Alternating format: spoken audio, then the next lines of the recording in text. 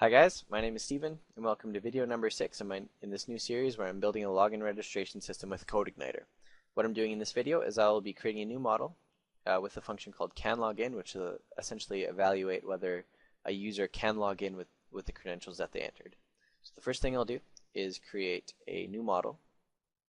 We'll call it model_users, just like we're loading here.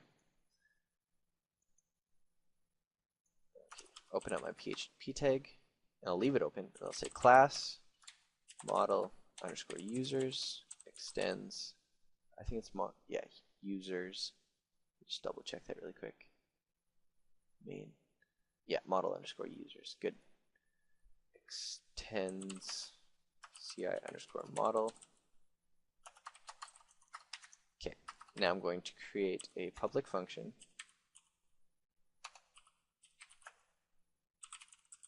and call it can_log_in. Okay, now we're not passing any variables to this. I'm just going to rearrange this a little bit. We're not going to pass any variables to it because I'm just going to grab the variables right from the post data using the CodeIgniter way, which means essentially I have access to their post data, whether I'm in the controller or in the model or even in the view. You can use that post function that I showed you before. So let's do that. First thing I want to do is set two where specifiers for the username and password. So this db where email is equal to this input post email. Okay, and now I'll just copy this where password is equal to MD5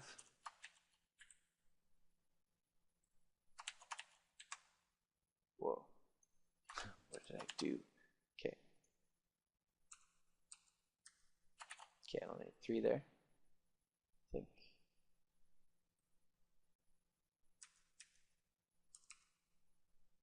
Four. Perfect. That looks like too much there.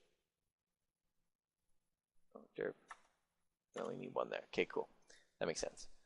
And then what I'll do is I'll create a query object and set it equal to this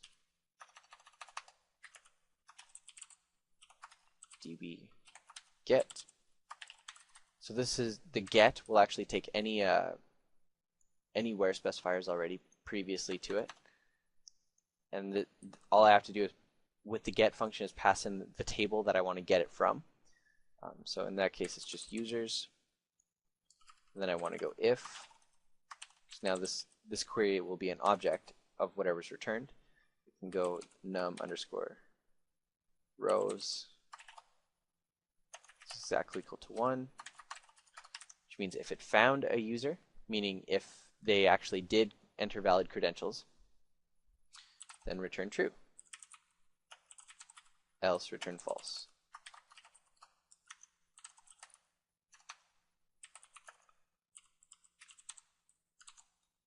Perfect.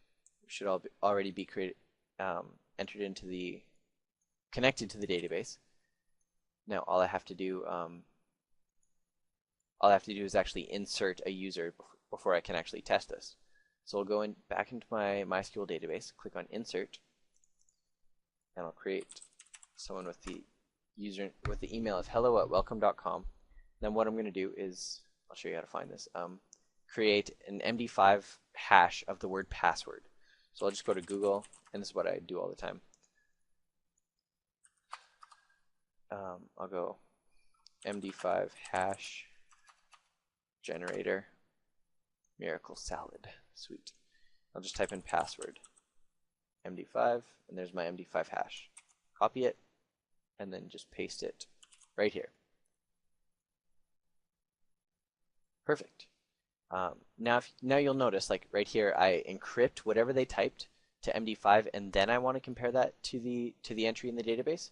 This is important because I actually don't want to store any like raw passwords on the database. That's a huge security risk. So what I do is I encrypt it, and when we register a user, we'll also encrypt their password.